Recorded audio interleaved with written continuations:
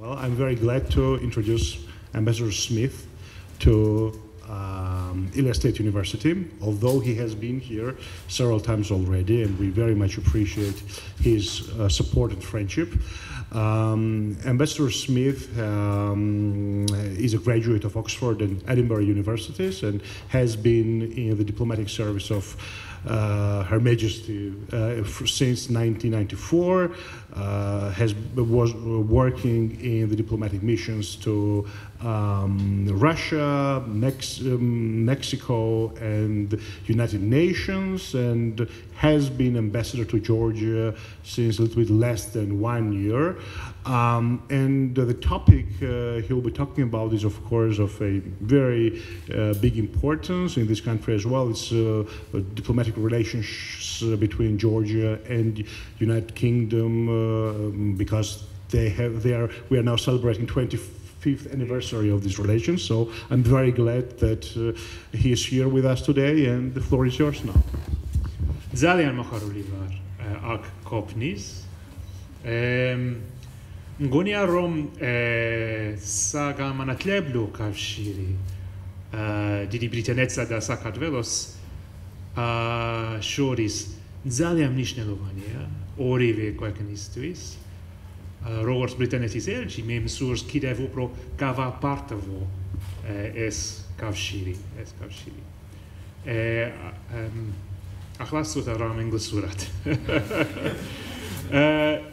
Good afternoon. I'm sorry I am a bit late, but it's a real pleasure to be here again, as the rector said, at Ilia State University. I have been in Georgia, I think 7 months now, but this is my, I think, third visit to Ilia State University, and it won't be my last visit. It won't be my last visit, I'm sure. I have been very impressed since I arrived in Georgia by Ilia State University's reputation and its activity. And as I said in my few words of Georgian, for me, one of the most exciting areas of our relationship between Britain and Georgia is in education. And before I leave Georgia, in a few years' time, I want to do everything I can to try to increase, to grow, to widen, expand the educational relationship between Georgia and the UK. And it is exactly at places like Ilia State University that I want to do that. Now, those links already exist, and that's fantastic, and that's thanks to the work of the rector and his team. And if I can help, I will do so. But thank you for coming to listen to me. I will try and speak for not too long, and I will try and speak clearly. I thought I would just say a very few words about myself. How do I end up as Her Majesty's ambassador to Georgia? Number one. Number two, I will say a little bit about Britain and Georgia and the relationship, both in the past and today and in the future. And then I will try and anticipate some of your questions by just saying a few words about the famous Brexit, which I'm sure many of you have heard about, and a few words about Britain more generally as well.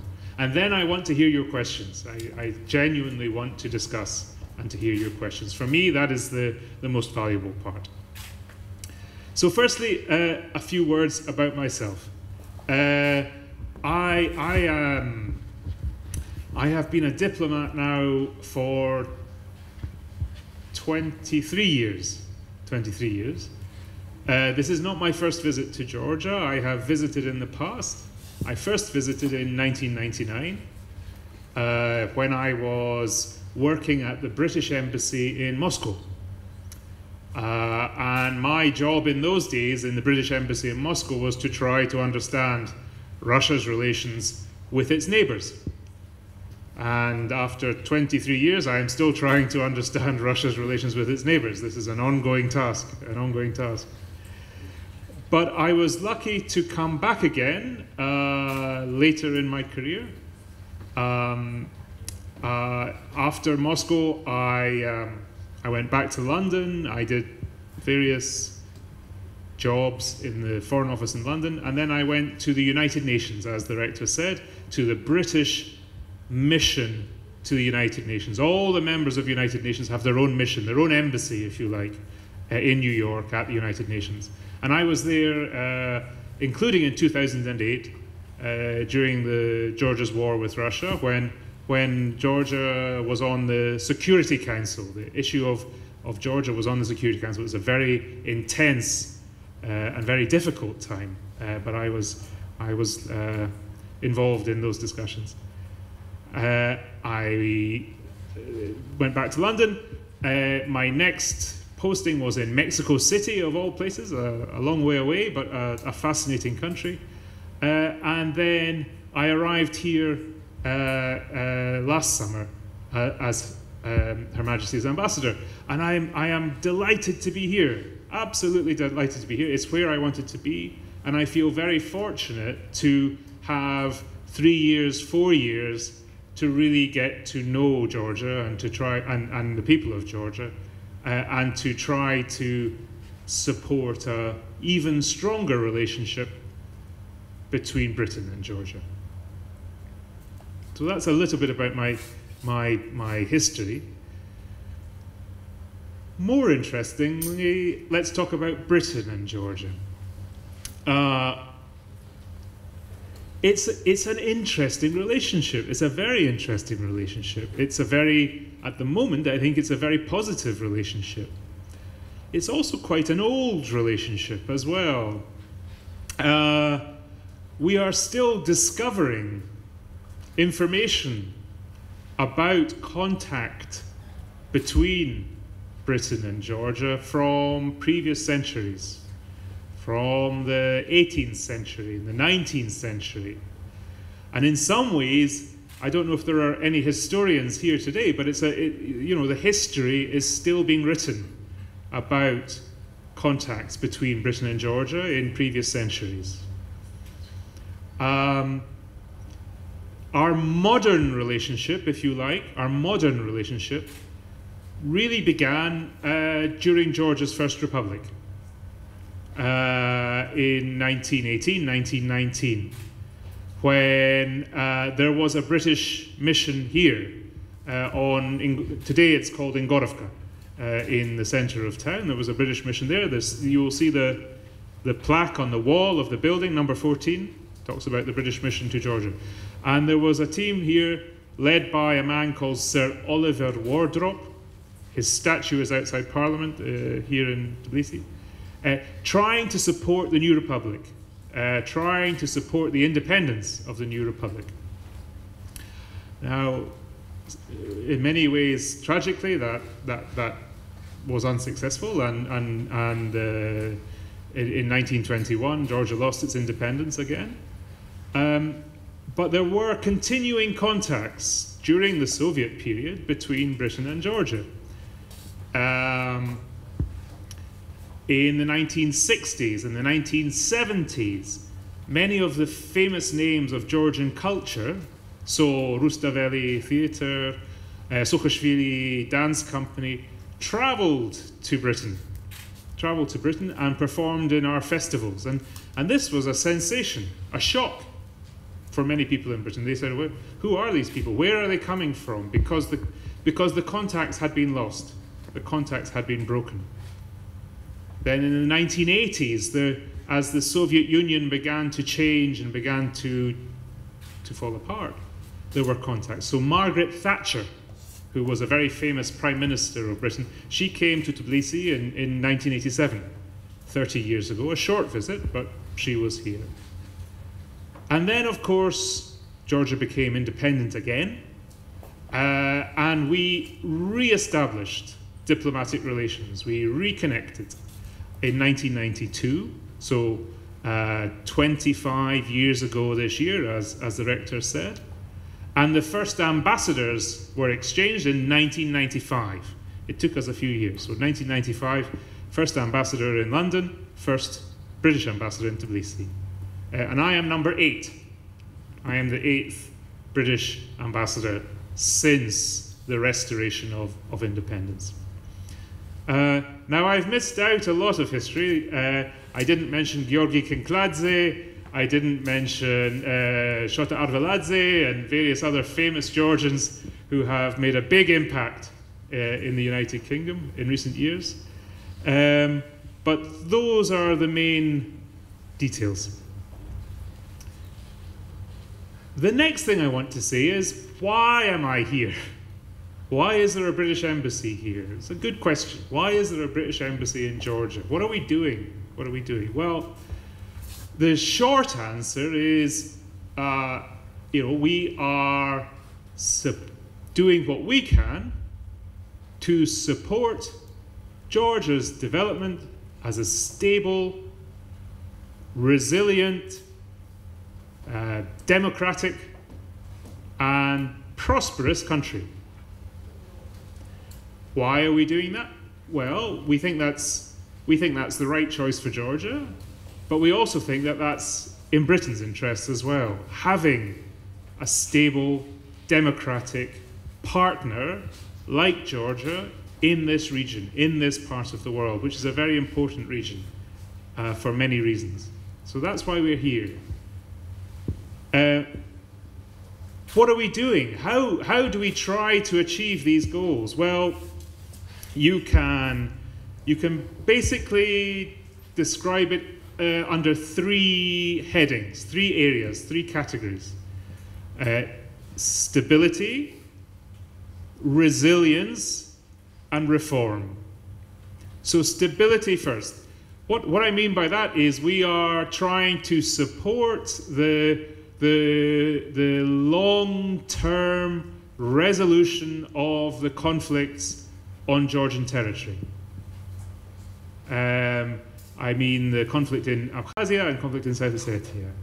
How do we do that? Well, we support internationally Georgia's independence and territorial integrity. So in the United Nations, in the OSCE, in all the other international organizations, we strongly support Georgia's independence and territorial integrity, sovereignty and territorial integrity.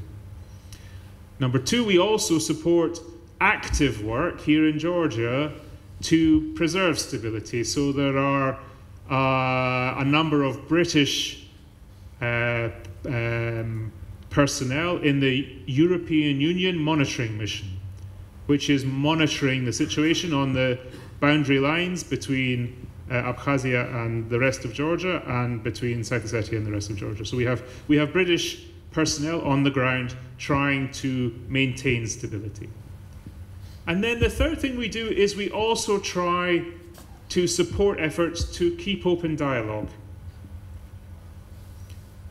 And that's not easy in the current situation, but to keep open dialogue, which we think is absolutely essential to any kind of future settlement of these conflicts on Georgian territory. So we do that through projects with civil society, projects with universities, projects with various other groups, projects with the government as well. That's stability. Number 2 is resilience. What do I mean about that? By resilience, I mean Georgia's ability to withstand shocks. Now, those could be internal shocks, natural disasters, those kinds of issues, or external shocks, such as occurred in 2008 in the war with Russia. How do we do that? Well, we work very closely with the Georgian Armed Forces. We have a very close relationship today with the Georgian Armed Forces, including training, including various other partnerships. Georgian and British armed forces have served together in Afghanistan and elsewhere. And so that is a close, very close relationship. But we also work with non-military, non-defense institutions as well. So we have focused a lot in recent years on this whole area of crisis management. How do authorities manage a crisis?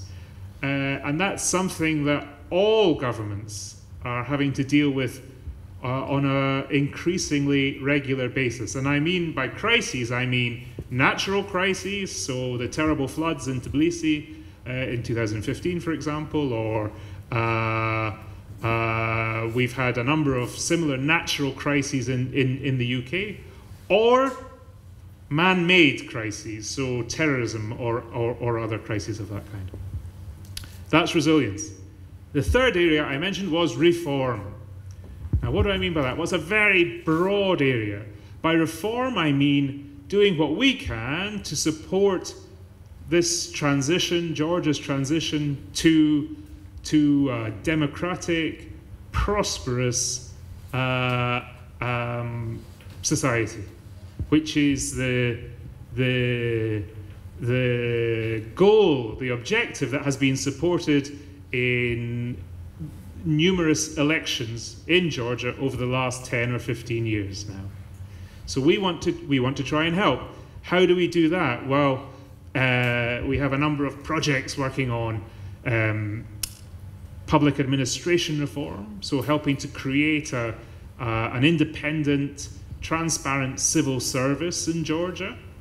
We work with business to try to create a stronger business environment, because, like the Georgian government, we believe that business and economic growth is a completely essential part of democracy, of democratic development. And we also work on things like education. These are some of the issues I talked about earlier. You know, increasing educational links between UK and Georgia. So we are increasing the number of people we send to the UK on scholarships, for example, which I think is a great investment in the future of British-Georgian relationships. We have the first joint degrees being offered between Georgian and British universities. And again, I'd love to see more of these kind of connections, more of these kind of partnerships. And then there are all kinds of connections that are happening that have nothing to do with governments or embassies or people like me. So there are connections in rugby. There are connections between our zoos. We recently welcomed lots of penguins from Bristol Zoo to Tbilisi Zoo, for example. And this, for me, there is a serious side to this, to penguins, because it means to me that our relationship is getting to the level where it has its own energy, its own momentum, and it doesn't need governments to support it. It takes off all by itself, and that's fantastic. What happens in the future? We will see. We will see. One of the big issues that I have to deal with is to work out what our relationship will be in 2 years' time, when Britain leaves the European Union. When Britain leaves the European Union, what will be the framework for our relationship? So that brings me to the last thing I wanted to talk about, the last two things I wanted to talk about. Brexit.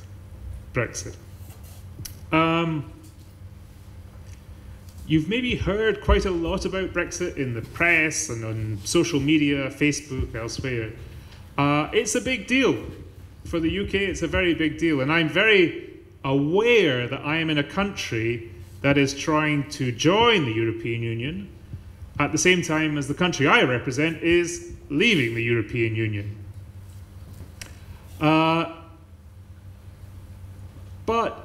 after 7 months here, I don't think that's a problem.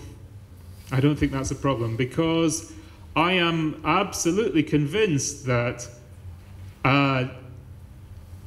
the UK's commitment to Georgia, the UK's involvement in Georgia, will stay the same, or in fact will probably increase in the future after we leave the European Union. Why? Well, because although we are leaving the European Union, we are not leaving Europe. And although we are leaving the European Union, we are not leaving NATO. And although we are leaving the European Union, we're not leaving the United Nations, or the OSCE, or the Council of Europe, or the G7, G20, all the other international organizations in which we are very involved, So I think I will be told, as British ambassador, to be even more active in supporting our relationship with Georgia, to demonstrate, to prove, to show that there is no withdrawal, there is no retreat in Britain's international engagement in important parts of the world, such as Georgia and the Caucasus, the South Caucasus. So actually, I think the prospects are good, are positive. But why did Brexit happen, you might ask? Well, actually, I think people will be discussing that, studying that for many, many, many years to come. And there is no simple answer.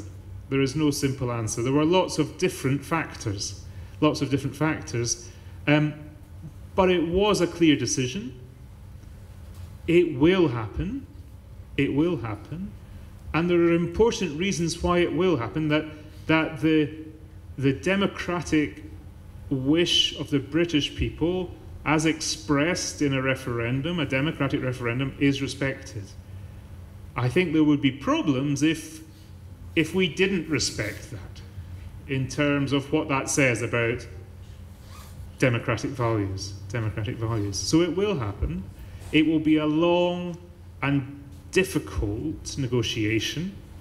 Theresa May, who is our Prime Minister, wrote to Donald Tusk, the President of the European Council, about 3 weeks ago. This is the letter. This is a copy of the letter. This is not the actual letter, a copy of the letter. And she set out in that letter the principles which will underpin our negotiation. The letter is actually on widely available on the internet, and it's worth reading. If you're interested, it is worth reading. It's not very long. And it makes these points that actually what we want is, we want a different relationship with the European Union, but we want that to be a deep and lasting relationship with the European Union. We want Britain to be the European Union's closest partner, which makes sense since for 40 years we have been part of it. We have been inside the organisation. And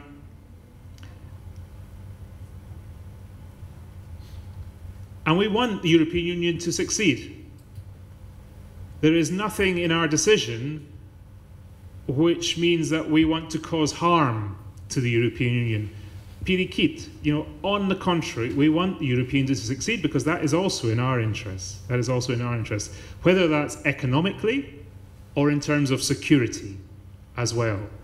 And so to achieve that, we are negotiating the closest possible relationship between Britain and the European Union. We will negotiate as one United Kingdom. Many of you will know that there is a very intense debate in the UK at the moment about Scottish independence and more devolved responsibility to the other parts of the United Kingdom, Northern Ireland and Wales. But the Brexit negotiation, we will be negotiating as one United Kingdom. And we will be doing so in a way that prioritises the interests of citizens, whether those are European Union citizens living in Britain or British citizens living in the European Union. We will be proposing a free trade agreement, a deep and comprehensive free trade agreement between Britain and the European Union. We will be trying to minimise disruption. It's in no one's interest that there are any shocks. And we will be continuing to work together to protect and promote European values. European values which we continue to share with other European nations, including Georgia. So it's going to be a really serious challenge. It's probably a negotiation that will come once in a lifetime for the United Kingdom, but we already share many of the same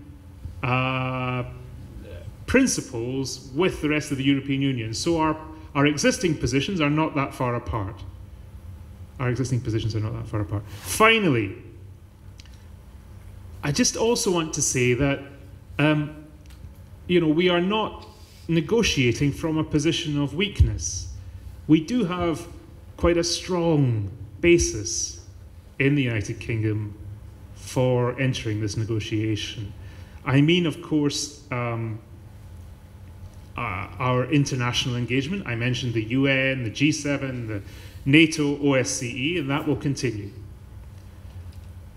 Economically, we're in quite good shape at the moment. We are the second fastest growing major economy in the world at the moment, and we rank in the top 6 of countries for ease of doing business, and this is a register on which Georgia also ranks very highly, number 16.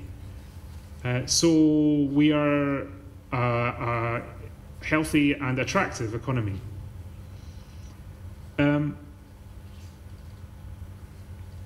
We are the only country which at the same time is meeting 2 important targets. Now, the first target is 2% of GDP, gross domestic product, on defense spending. That's a NATO target, and we're meeting that target. But at the same time, we're also meeting the United Nations target, which is 0.7% of GNI on development, on international aid. So I think that's a good demonstration of our international commitment. And we also put a lot of importance on soft power, and we're quite healthy in terms of our soft power. So there's a statistic at the moment that it sounds a bit like propaganda, but one of every 7 world leaders at the moment was educated in the UK. 5 of the top 10 universities in the world are in the UK. So we have some strengths, we have some resources, and that doesn't change. With Brexit. We also have things like the BBC and various other resources of soft power. But what this means, I think, the point I'm trying to make is that after Brexit, I think you will see Britain is more outward looking, more engaged than ever before. And it brings me back to where I started. The relationship with Georgia, I think, will benefit as a result of that. I hope that's helpful. I hope it's clear. I hope it has maybe raised some questions. I'll be very happy to answer any questions, whether it's on Brexit, Scotland, Kinkladze, whatever. I'm happy to take your questions. Thank you for listening. Us entering EU, the European Union, what is your position on us entering the EU? Do you think it's a good idea for a developing country to enter that, or do you think it will push us backwards in economically and with the relationships? Right now going on that Sweden is going too soft on those Muslims, and like the police can't do anything when they see a woman being raped on the streets, and the police are even being harassed by the Muslims, and they can't do anything to self-defense. Okay, thanks. I think I'll answer those 3, if that's okay first, and then take some more. Do we support Georgia's membership of the EU? Yes. Yes, and we will continue to support that even after we leave the EU, because although the British decision is to leave, that doesn't mean we don't think other people should join the EU, we continue to believe, because we already believe that Georgia we support Georgia's future membership of the EU, and we will continue to believe that. Why? Why? Because we have seen the transformative power of the European Union throughout Europe. Starting in Western Europe in the 1950s and the 1960s, then with the big accession from Central Europe in the 1990s and the early 2000s, the transformation of Estonia, Latvia, Lithuania, and countries such as that. And we believe that the European Union can bring those kinds of benefits throughout European countries. So yes, we will continue to support it, so long as the people of Georgia support it. That is the key thing. And as far as I understand, the people of Georgia, or a majority of the people of Georgia, do support it, because that is the stated view of this government, and this government was elected in democratic elections. So, so long as that is the case, we will support it. If Georgia changes its mind, then that is its right. That is its right. Was Georgia right in 2008? The British government's view is that Georgia's territorial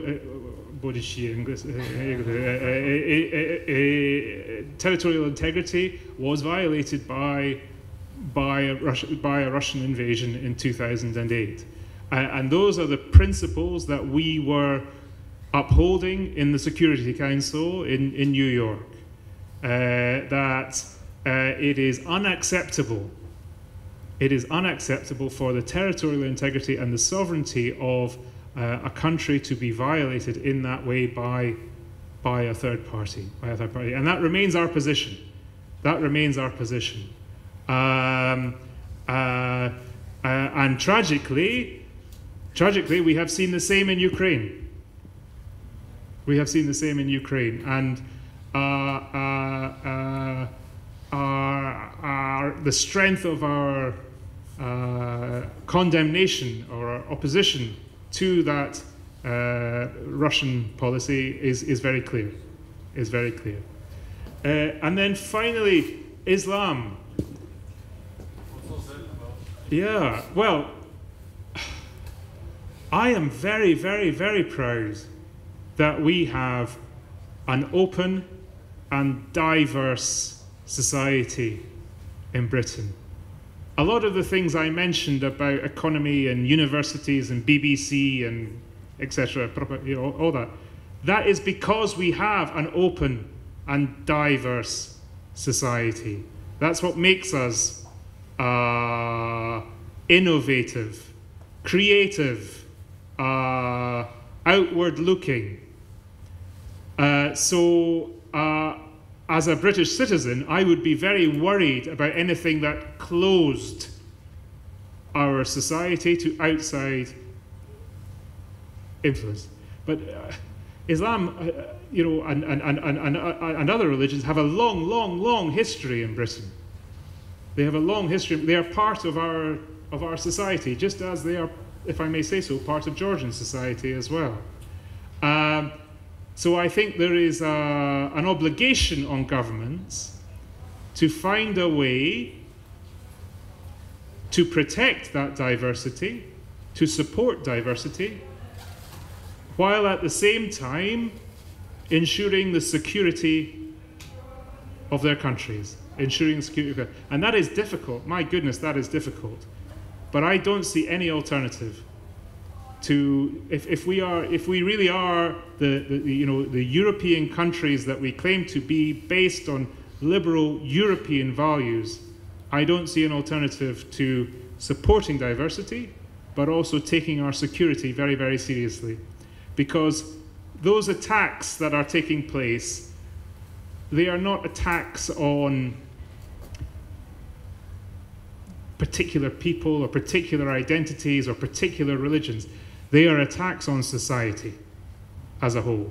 They are attacks on society. And It is the openness of our societies that threatens the extremists.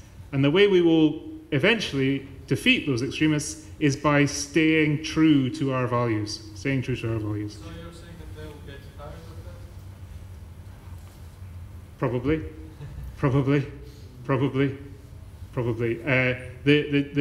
The strength of European liberal values, I think, is much stronger than the kind of hatred and extremism we have seen in recent years. I'd be a little, if I may say, I'd also be a little bit careful about what you're hearing about stereotypes in Sweden and things like that. There are people out there who want you to see hear about these stereotypes, and it's worth looking carefully at some of that information. Not all of that information is true, as you know. Yeah. But I'm sure you know as well as I know that there are countries, there are governments who have an interest in scaring, in frightening societies that these liberal values, this openness, is somehow a threat. It's not a threat. It's not a threat. Sorry, I hope that's clear. First here, and then at the back. Thanks. My question was regarding the Brexit. Yes. In the context of Brexit, it has consequences of cooperation with higher education institutions, for instance, because when you leave the EU, most of the funding schemes will stop from the UK. So I was wondering if there's any alternative plan from the UK government where we can still organize institutional cooperation, exchanges, and degree programs. Okay. Because Thank funding you. is an important thing. Yeah. Okay. And then at the back with the t-shirt. Yeah. At first, I'm glad to see you here, and I think that our relationship is important for each one, for the United Kingdom and for Georgia.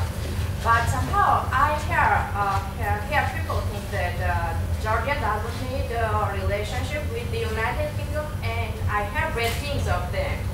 But I get... Who are they? Tell me who these people are. What are their phone numbers? But it's somehow I get hungry because they never have been to the United Kingdom and neither to Europe. And they don't know the situation there.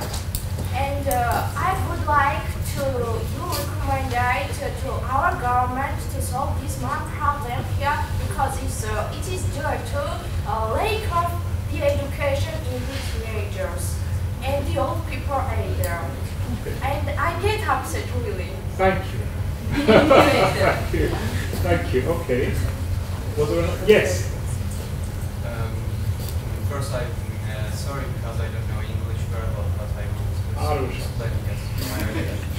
I'm Muslim, and you said something for this terrorism, and this terrorism is doing actually bomb. They are bombing in your country, in France, happened here. And in Europe, as I know, there are 45 countries, yes, in Europe. And why is Muslim doing just bombing in your country or France or not in Latvia, not in Lithuania and other countries? Why they are bombing in England? They are attacking France. Is that because your government is in a false position or no? Because of is your governance in England is your first position or? Okay. Good question. Yeah. At the moment, there is no final answer, but I am absolutely clear that we will want to put in place arrangements that are very close to the existing arrangements. I talked about 5 of the top 10 universities in the UK. The reason that 5 of the top 10 universities are in the UK is because they are international universities, not because they are British universities, although we have a very strong educational tradition. It's because they have international partnerships that they are so strong. That's one of the reasons they are so strong. So, to me, it seems like what we call a no-brainer. A no-brainer. We have to put in place arrangements that allow for continued international cooperation in education. So yes, is the answer. Thank you for speaking up for the UK. yes, I think we have a responsibility as well as the British government or as the British Embassy to explain the reality of Britain. We have lots of stereotypes too. We have lots of stereotypes too about Britain. Some of them are a bit old-fashioned, I must say, a bit old-fashioned. And so I have a responsibility, and my team in the embassy have a responsibility to explain to people the reality of Britain today. The good side and the bad side. The good side and the bad side. We're not interested in propaganda, really. We are really not interested in propaganda. We think we are much more powerful by being honest, by being truthful about the UK today. So that's one of the things that we do. Thank you. And then finally, why Britain, why France? I mean, my answer is the same as the answer I gave earlier. I think it's because these extremists, and it's nothing to do with Islam. To me, this is nothing to do with Islam. Britain, my fellow British citizens are Muslim. They are also being attacked by these extremists. I think it's because we are examples of open and diverse societies. I think that's the main reason. And the people who are launching these attacks, in their mind, they hate this. They hate this openness. They hate this diversity. They hate the fact that Muslims, Christians, Jews, Buddhists, people with no religion live, work together. They hate this, and they want to attack that. And because Britain and France and Germany are the largest countries in Europe, we are the biggest target. We are the biggest target. But unfortunately, I don't think anywhere is free from these kinds of attacks. Anywhere where there is, openness, diversity, an attachment to democratic freedoms, will be seen as a threat to these extremists. That's my answer. That's my answer. I have a question regarding the scholarships. Yes. I know there's Chevening scholarship. Is there going to be any other scholarship from British side? And is the number of Chevening scholars? Yes. I answered all three questions, but I'll give you some detail. And at the back? Ki.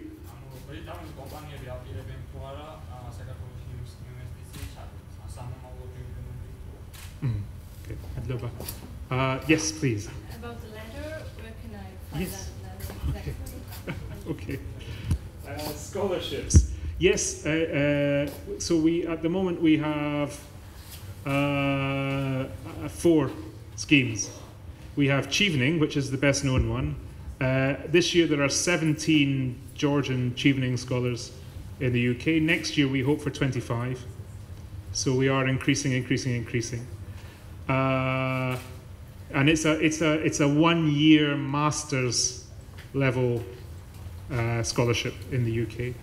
2 is the John Smith Trust Fellowships. Now those are for people in the early stages of their career, and it's very focused on political leadership. So people that are going to go into roles of political leadership, whether that's in political parties, civil society, or other sectors. Number 3 is the Mansion House Scholarship. So if you're interested in financial issues, this is a scholarship that is offered by the Lord Mayor of the City of London.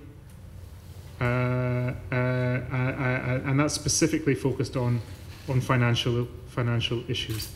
And we're also offering joint scholarships also on financial issues with Bank of Georgia as well. We are doing joint scholarships with Bank of Georgia. So Chevening is with the Bank of Georgia? Some of the Chevening ones are with Bank of Georgia, yeah, exactly.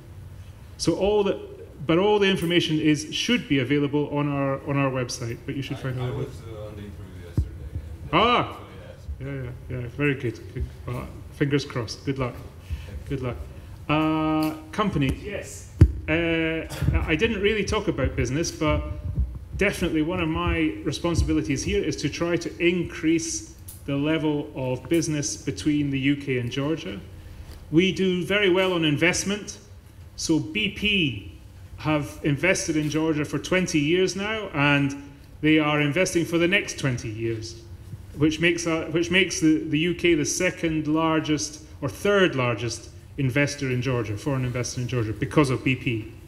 And that is the pipelines, the energy pipelines that cross Georgia. But it creates, at the moment, 3,000 jobs in Georgia for Georgian people.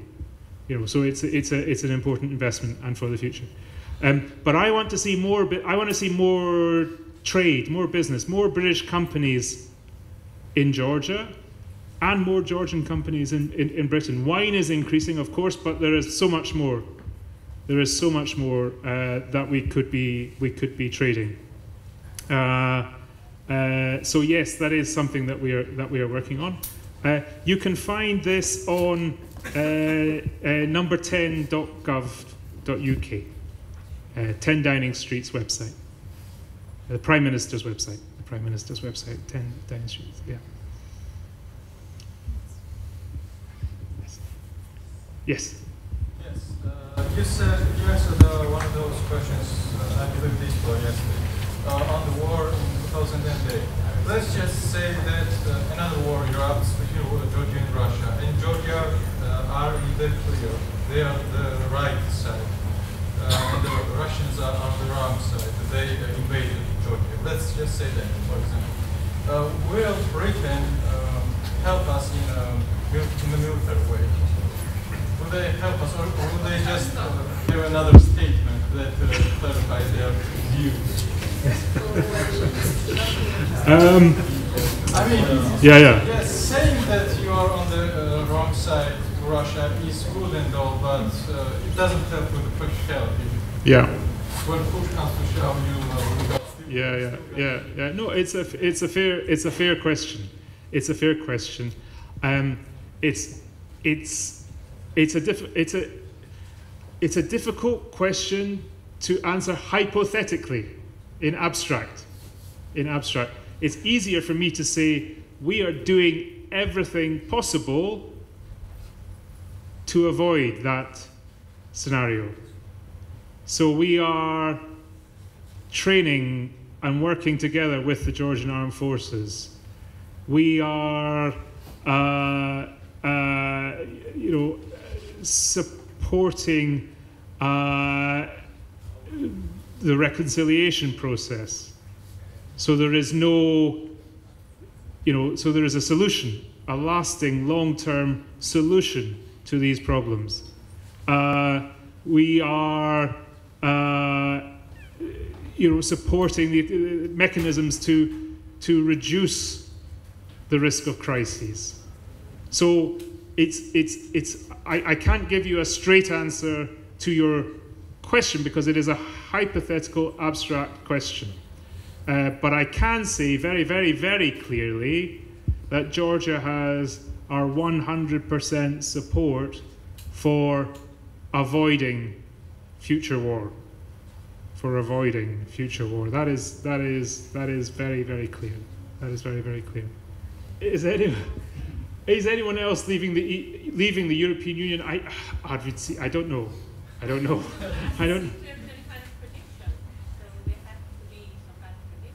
Some kind of prediction? Yeah. I hope not. I hope not. I don't think so. But who knows? Never say no. But I mean, undoubtedly there is a challenge. There is a challenge for the European Union to make itself relevant to populations.